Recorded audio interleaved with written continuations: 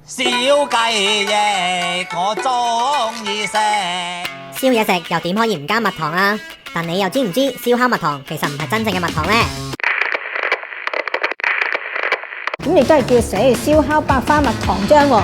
咁我哋再睇翻嘅成分標籤裏面啦，其實都係一樣咧，主要都係一啲嘅果葡糖漿，中文就唔係好清晰嘅。咁但係英文裏面我哋都睇好清楚，其實係一啲嘅果糖嘅糖漿嚟嘅。